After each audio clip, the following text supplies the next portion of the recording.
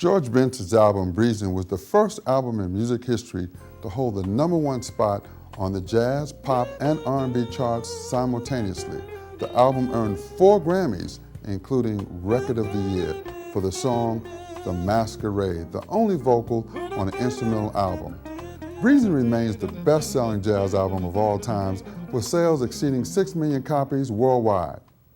Good evening, I'm Jay Edwards, your host for Jazz Tones, Profiles in Jazz.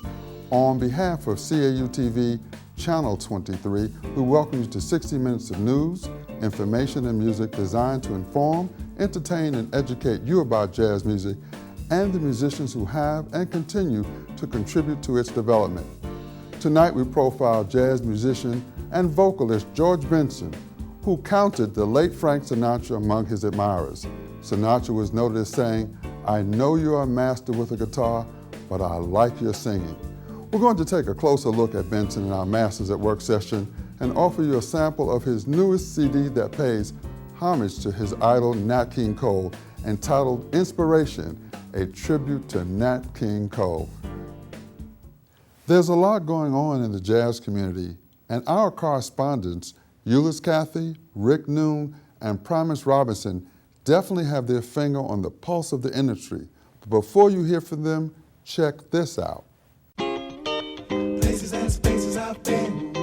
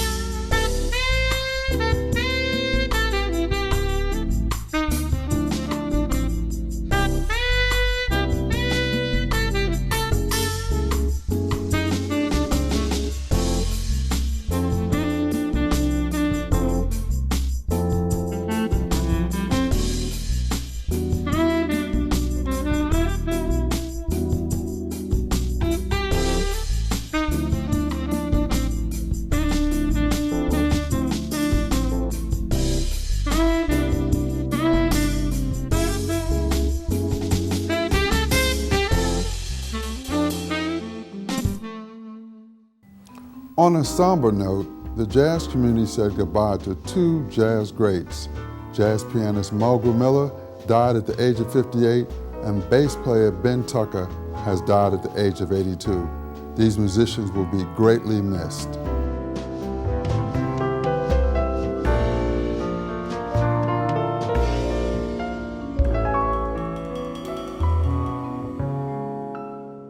Next up is our East Coast correspondent, Euless Cathy, host of Late Night Jazz, heard Saturdays from 9 p.m. to 1 a.m. and the Sunday night music mix that airs from 7 to 11 p.m. on WBGO FM. What's happening, Euless?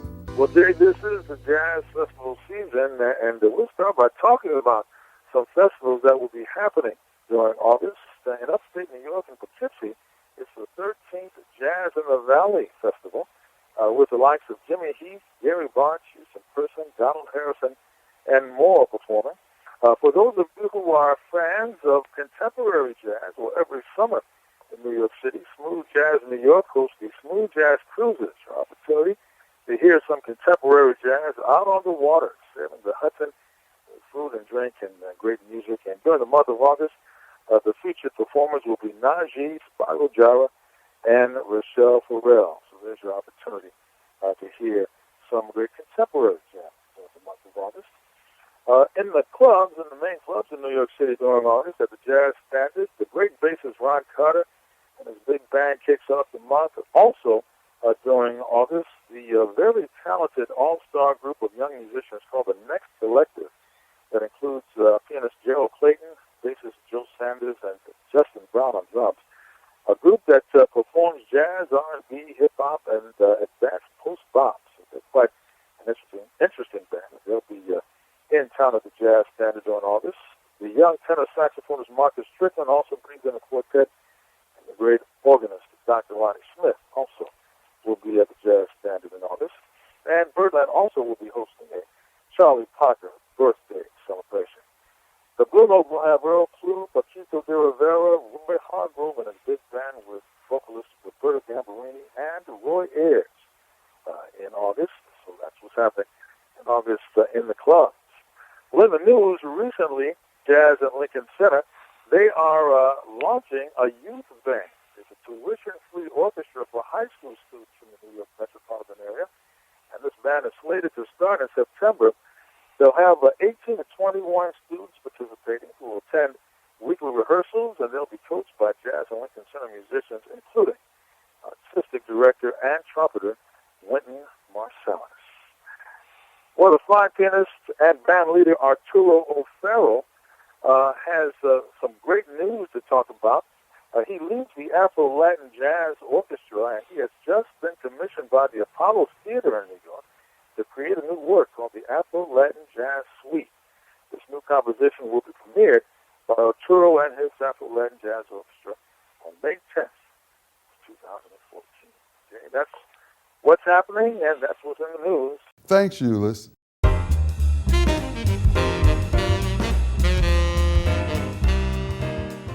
Welcome to Jay Spotlight, where we take a look at some of the great artists that live here in Atlanta, Georgia. My special guest this evening is Oeta Pen, a great pianist, originally from Montgomery, Alabama, comes from a family of music lovers. Oeta, it's a pleasure to see you, man. My pleasure. And you know, Oeta has reached a milestone in his life, age-wise. He's crossed over to the threshold, but you've left a legacy of great music, man, in Atlanta. And you've also taught and introduced jazz at Emory University. I introduced the course there in 1973. Also, you played with Donald Byrd, Freddie Hubbard. Right, when they came to town. And on a numerous amount of jazz festivals. Oh, yes. In fact, since the inception in 1977, I've been on the Atlanta Jazz Festival up until the 90s. I was on it every year. Interesting enough, though, you went to Howard University and Alabama A&M. Alabama State. Alabama State, right. Okay. And some of your early influences, Jimmy Smith. Oh, man, Jimmy Smith. Talk The about sermon, Jimmy Smith. wow. That was like a first dose of heroin. Jazz heroin. Jazz heroin. You know, when I heard it, my friend who doesn't play anything kept telling me, man, you ought to come on, go with us. Last week of high school, right? Come on, go with us to hear this up at this other guy's house who played piano. I said, okay, man. It was the last week we were through with classes. So I was on the corner hanging out with the guys, just talking because we were out of classes.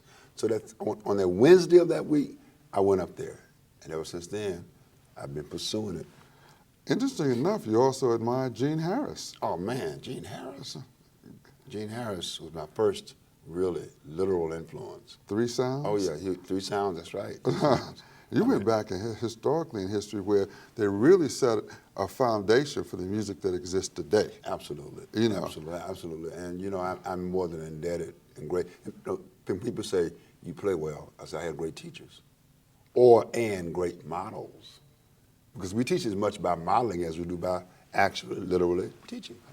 Also, you started off as a clarinet player. How did you That's switch to correct. piano, man? Well, my mother, you know what? My mother made me or told me I was going to play clarinet, and she bought it in 4th grade, so I played it. I played in high school band from the 4th grade to the 12th. And I played piano when I was 7 and 8. Yeah, I took lessons. I got up to Beethoven's Minuet in G. But you know what, though? I was like James Weldon Johnson, who in the autobiography of the Next Colored Man said he always heard something else other than what was on the page. Me too. When I read that, I said, me too. So that was really an incentive not to practice and pursue that genre. She wanted me to be, I guess she wanted me to be a classical pianist. That's what she would call it. But when I got to my last week of high school, I had been listening to Earl Bostic, you know. Oh yeah, on the radio really? on Sunday. Everybody listened to Earl Bostic. Right, but there was no, actually jazz scene in Montgomery like I wanted. So anyway, the point being that when I left high school, I was in high school choir, church choir. So I was around a lot of music, a lot of great music. So, but I wasn't pursuing. I didn't touch the piano again until I got to Howard University in 1962. I'm on my way to sociology. I'll never forget the teacher's name, Dr. Signorelli. 8 o'clock class. I'm going to class. Class is that way. And this music I was hearing coming through Cook Hall was that way. I went that way. I stayed in that dorm, that lounge until 2 o'clock because I heard the Gene Harris sound that I've been looking for. Sound. It's true. Seeking you shall find. See, it's interesting. I was reading your resume, and I noticed that you were very close to your grandfather, and that he was a woodcutter, and that you said that gave you rhythm and harmony. You could hear music. The saw, the engine. That's right. You know, when you put wood into a saw, our saw is going. You put the wood in. And then the gasoline engine would backfire. Like I get into the rhythm of it, and I'm looking around. I'm into it as if it's music. Really. Right. So I was, sure was. You also say my music defines me as a human being. It does. You know, it makes a difference. Now, I noticed the other night you were celebrating your birthday. 70th. 70th birthday. Just want to be clear. And you also did a tribute to a young gentleman that had just made his transition. You did a suite for Trayvon Martin. And it was interesting. What inspired you to do that suite? Well, you know, first of all, I agree with Harry Belafonte. We who have the spotlight ought to contribute back to the community. We ought to take up issues where we can and address them and try to have an influence like we do with our music or artistic performances over the masses who might not be so in tune. So what inspired me was I thought that the issues that his death raised ought to be addressed. And since I had an opportunity, and I've always done this for a long time, you know, ever since I got started, that is to say, use my music along with just playing, but using it to make political statements that would hopefully be in the interest of our overall harmony as a country and as a community. So what inspired me was that opportunity. I had an opportunity on my 70th birthday to show people that I'm still concerned about. I'm not some musician or artist who doesn't think politically, because if you don't pursue, you won't get it, and you will come out with all kinds of aberrations. Because I read, you know what? I read the editorial page every day. Right. Every day, both the conservative and the liberal view. You know, I used to listen to Rush Limbaugh. It gives you an opposite. It gives you a different opinion. Sure. You have to be sometimes very objective, especially in music. And I like what you said the other night about one segment of music or genre taking a precedent over another segment in terms of being privileged. Would you like to explain that? Well, and I have not this is a brag, but I have a master's degree in Afro-American Studies, and what I've learned, and we did PhD work at Emory, what I've learned is that real scholars, they don't just read what's already been written or researched. They take that and create new ways of seeing things, so that classical music, which refers to Beethoven and Bach, classical was a period in European art, I call it art music history. Jazz is America's art music, you see, or you want / classical music. Classical meaning the best, the top. In other words, also what's classical has influenced other traditions, other genres of artistic expression, like dance. Jazz has influenced dance. European classical music, ballet, you see. So, I mean, my point is that the term classical, used only to apply to Beethoven and Bach and Chopin, privileges that music over other music. What you're saying is that there's no other classical music. If you only mean those guys, there's there's Chinese classical music, and there is also African American classical music, meaning that this is the music that best represents America artistically. Country music, sure. Rhythm and blues, sure. But the level of representation, because you also have those elements, certainly rhythm and blues elements in jazz.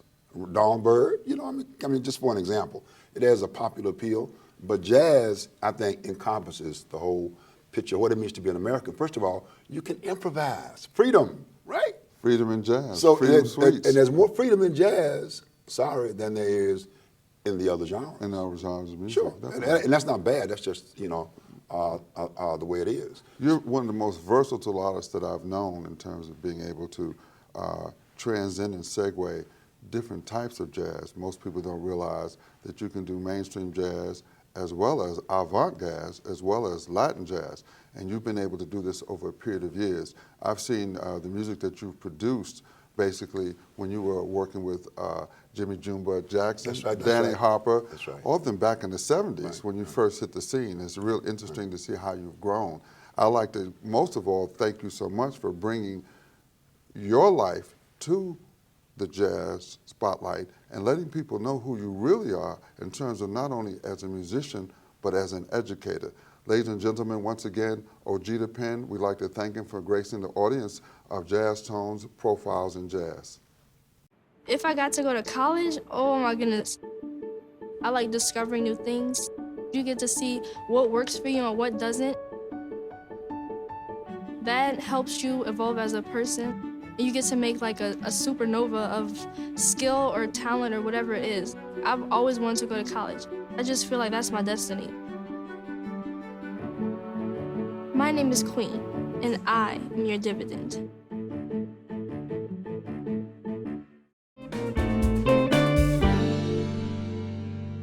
Next up is Rick Noon, our West Coast correspondent.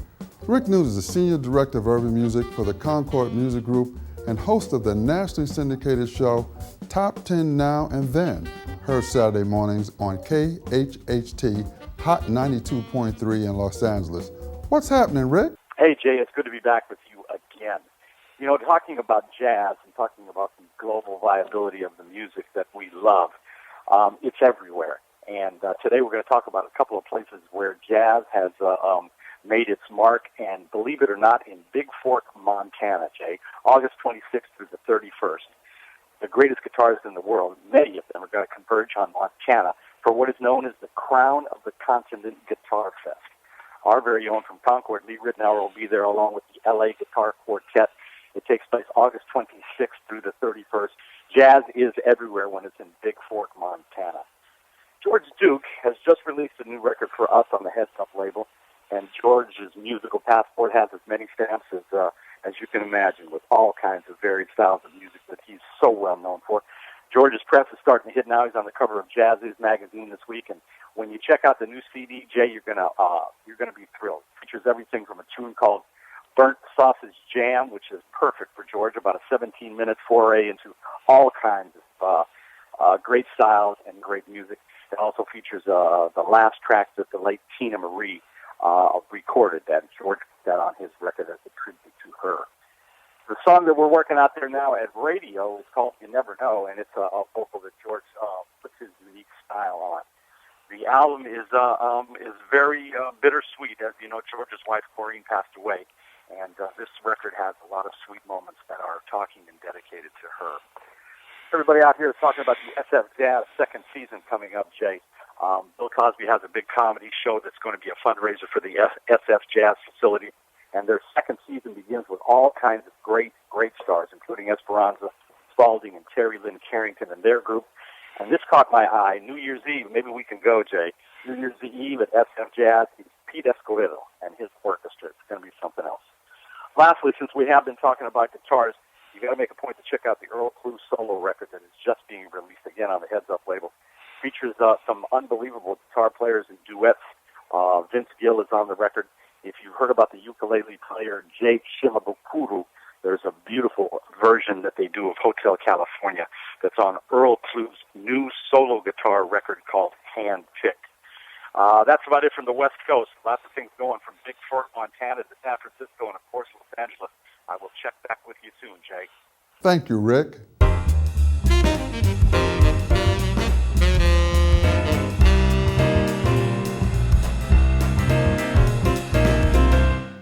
Welcome to Jay's Playlist, where I give you an opportunity to look at some of the great new music that has been introduced.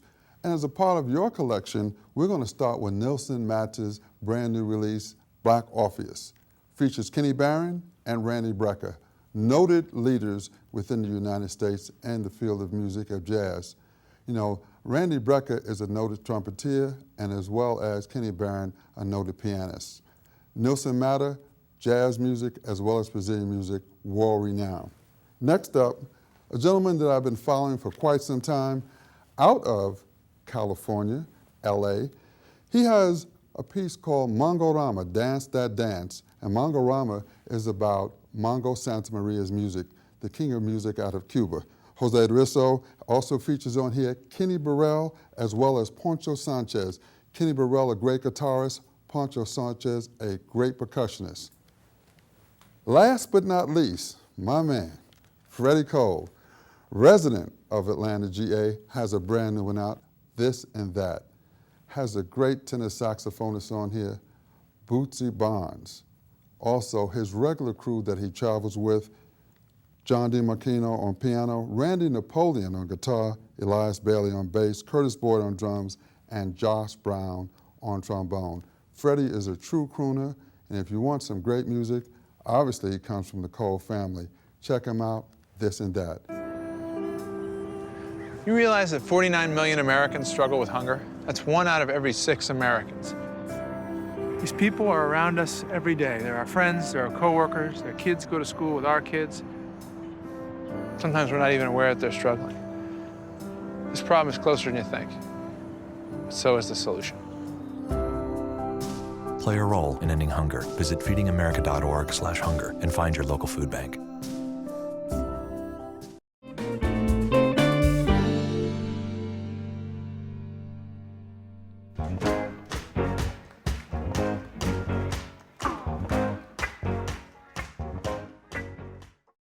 George Benson's first electric guitar was homemade. George designed the guitar, and his stepfather used the wood from George's mother's hope chest to build it for a total cost of $23, including parts. George always wanted to sing, but he stopped singing for a time to focus more on his instrumental work. His focus shifted toward jazz because of his exposure to records by his early influences, Wes Montgomery, Charlie Christian, and Charlie Parker.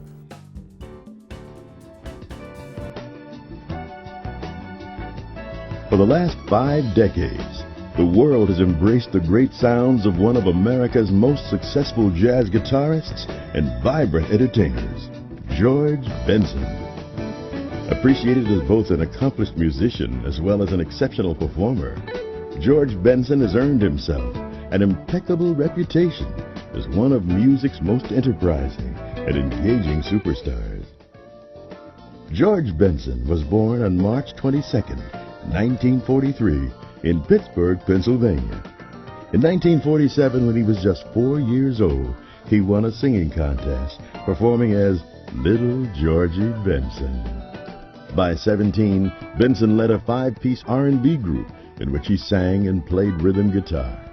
Early exposure to records by Charlie Christian, Wes Montgomery, and Charlie Parker began his interest in jazz. In the early 60s, Benson began playing straight-ahead jazz with organist brother Jack McDuff. The great Wes Montgomery came across Benson early on, complimenting the young guitarist while urging him to continue his already impressive work. With homage to Montgomery's pinnacle album, Boss Guitar, Benson recorded his first album as a band leader, entitled The New Boss Guitar. By the time legendary talent scout John Hammond signed Benson to Columbia, the guitarist's name was bubbling throughout the industry. His key Columbia releases included It's Uptown, Benson Burner, and Cookbook. In 1967, Miles Davis invited Benson to play guitar on the tune Paraphernalia, which appeared on the Columbia release Miles in the Sky. Benson moved over to Verve Records for a string of releases including Blue Benson, Giblet Gravy, and Goodies. By 1968, famed record producer Creed Taylor signed Benson to A&M Records.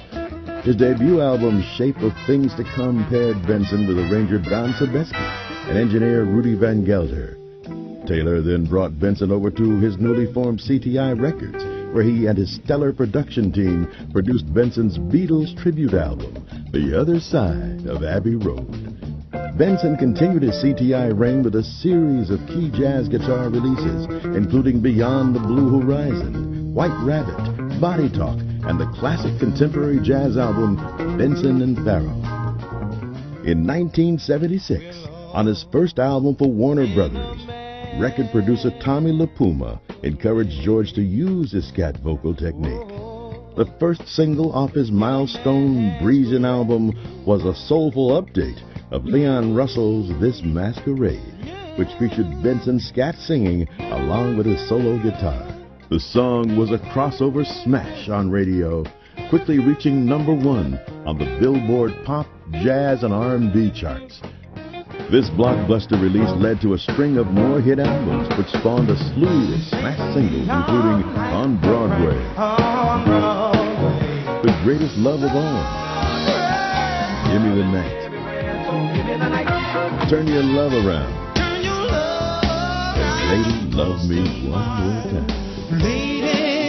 In 1985, Benson collaborated with guitarist Chet Atkins and was back on the smooth jazz charts with Sunrise. In 1989, Benson set out to make a pure jazz album again and released the highly acclaimed Tenderly with an all-star band including McCoy Tyner and Ron Carter. By the 90s, Benson followed Tommy LaPuma to GRP Records. Together, they recorded the 1996 GRP release, That's Right. Benson followed that up with 1998's Standing Together. In 2000, his third GRP release, Absolute Benson, marked a return to his beginnings with focus on his noteworthy guitar virtuosity. And in 2006, Benson joined the great jazz vocalist Al Jarreau and released Giving It Up. Over the years, George Benson's illustrious career has produced 10 Grammy Awards in multiple musical categories. It has also earned him a star on the Hollywood Walk of Fame, inclusion in the Guitar Player Magazine's Hall of Fame, and an honorary professorship and PhD at Morris Brown College and the Berklee School of Music. Today, George Benson remains one of music's top entertainers. He's built an amazing artistry and reputation on knowing just what people enjoy hearing and just what he enjoys playing for them. The National Endowment for the Arts is pleased to honor George Benson as a 2009 NEA Jazz Master.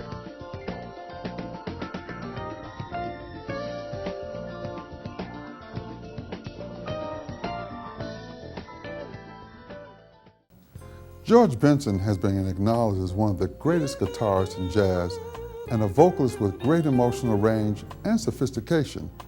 He recorded his massive hit, The Masquerade, in one take. Benson was a child prodigy. At age 8, he was already singing, playing the ukulele in local nightclubs in his native Pittsburgh. And his recording of one particular song would prove to be very prophetic later in his career. Check this out.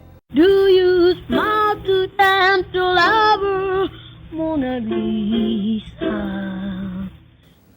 Benson has always admired Nat King Cole, and today the little kid who belted out Mona Lisa with such passion and conviction has recorded a new CD entitled Inspiration, a tribute to Nat King Cole.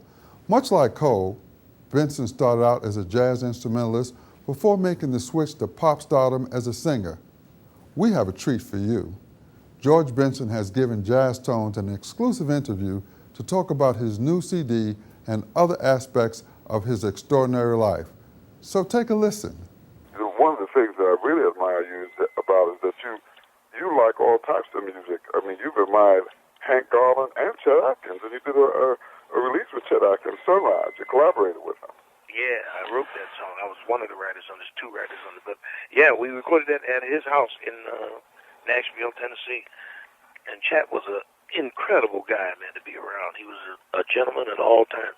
When they said country gentleman, they were talking about Chet Atkins. Chet Atkins, yeah, I was very aware of him. Yeah, wonderful. You've done so much, man. You've accomplished so much in a short period of time. That is true. I hung out with Hank Garland. I was one of the last persons to visit with Hank Garland before he passed away. And he reminded me so much of Charlie Christian when he played with me. He swung hard, you know, and he was precise. He had a great tone, like Charlie Christian's tone.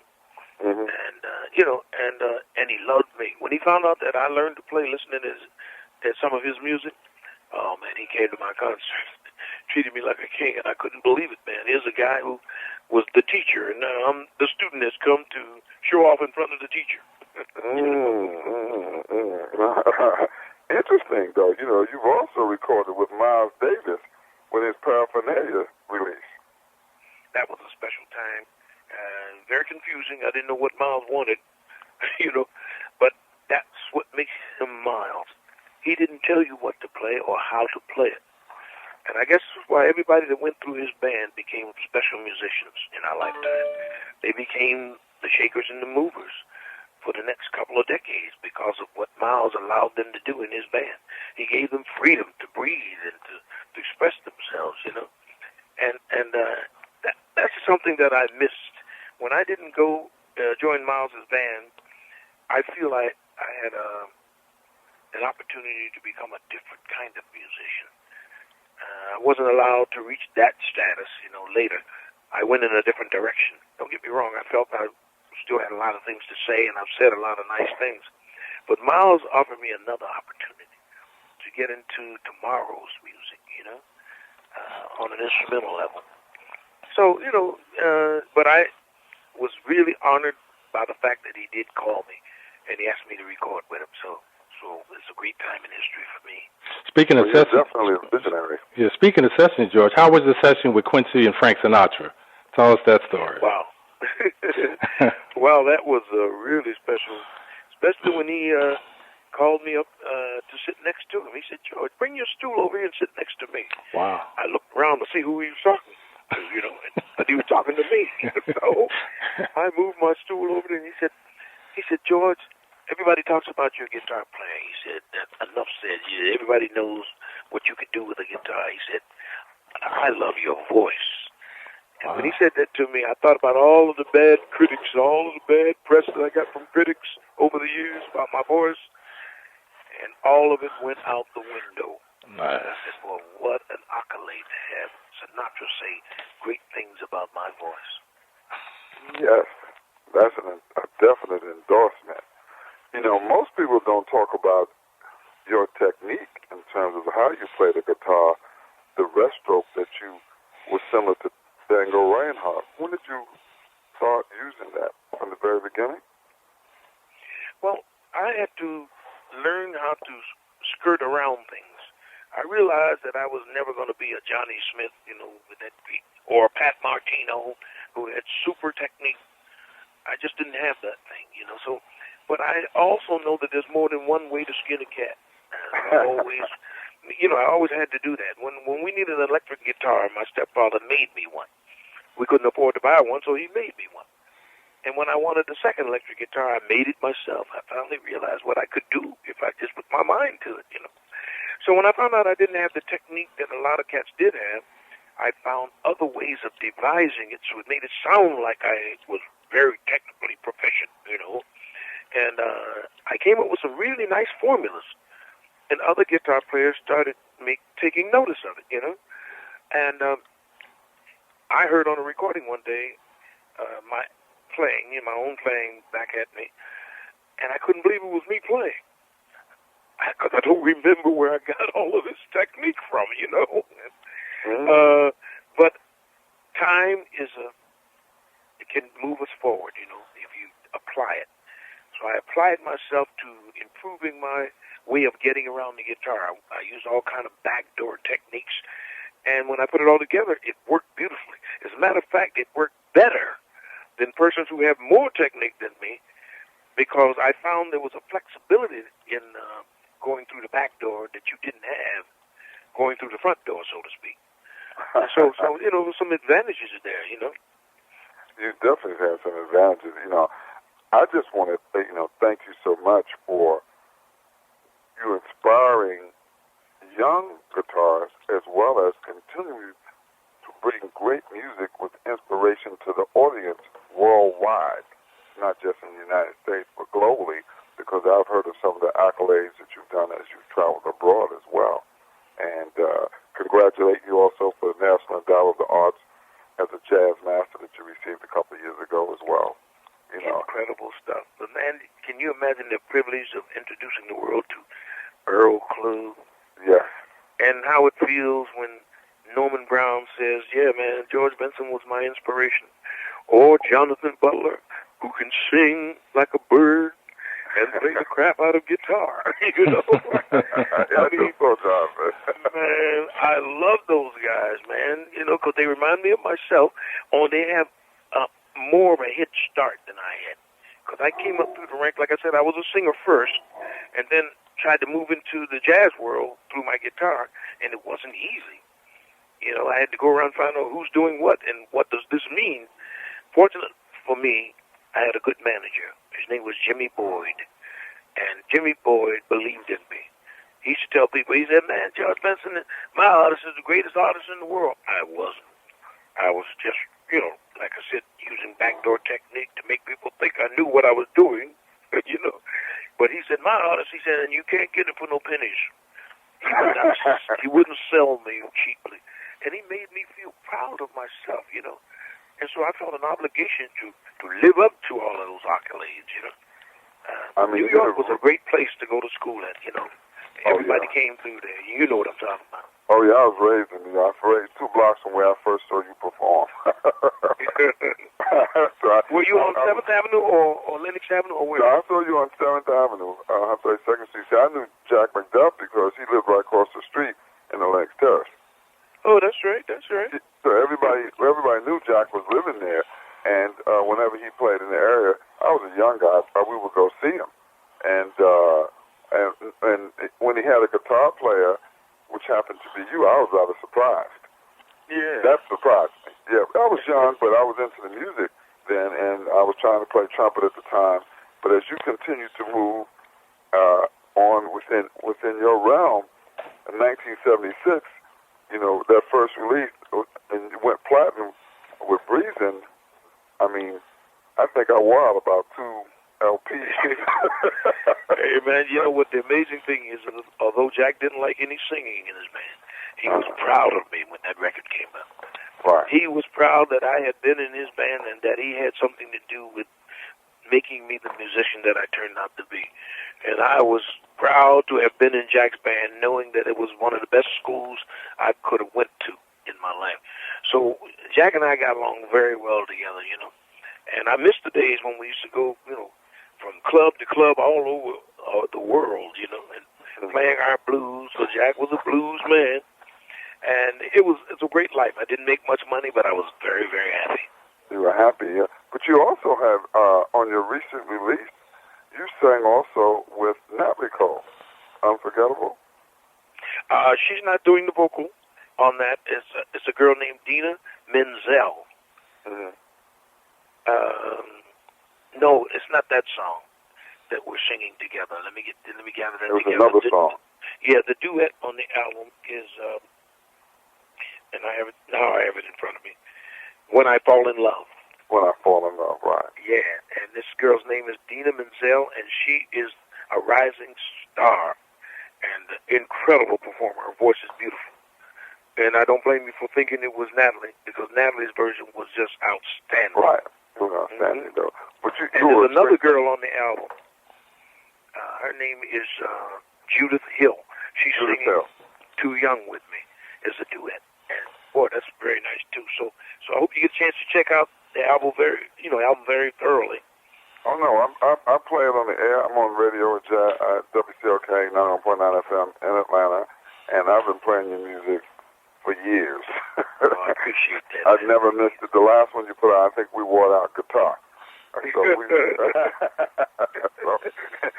So don't think that we have missed you. I appreciate you taking the time out to grace the audience of Jazz Profiles, Jazz Tones, and I thank you so much for allowing us to continue to hear you play great music and giving inspiration not just to young musicians but to the audience. Oh, the pleasure is mine, man. NFC, AFC, offensive linemen, defensive tackles, quarterbacks, and cornerbacks are all living united to ensure the academic success of millions of kids in our communities all the way to graduation day. But that won't happen without you. So take the pledge at unitedway.org. Make a difference in the life of a child. Suit up like your favorite NFL players and become a volunteer reader, tutor, or mentor with United Way.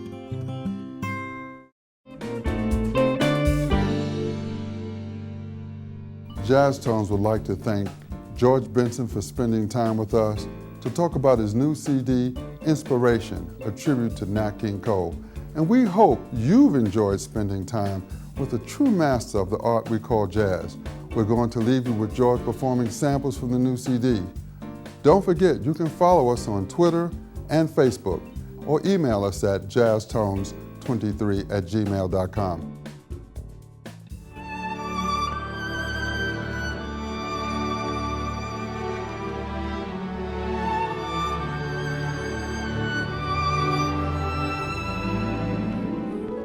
When I fall in love, it will be forever, or I'll never fall in love.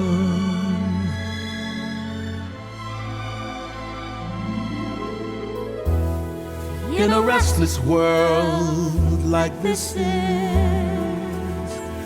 love is ended before it's begun, and too many moonlight kisses seem to cool in the warmth of the sun.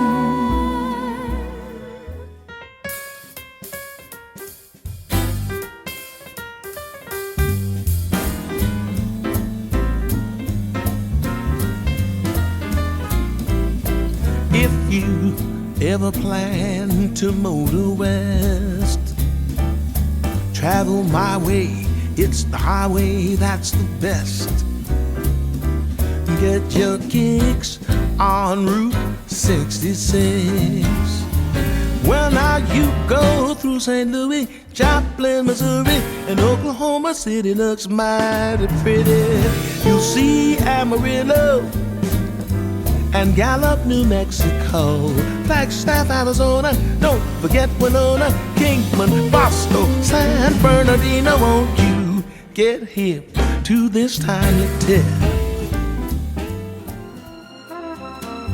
Unforgettable, that's what you are. Unforgettable, though near or far. Like a song of love that clings to me, how the thought of you does things to me never before. Has someone been more unforgettable? And yet we're not too young to know this love will last, though years may go. Oh, years may go. And then someday they may recall we were not too young at all.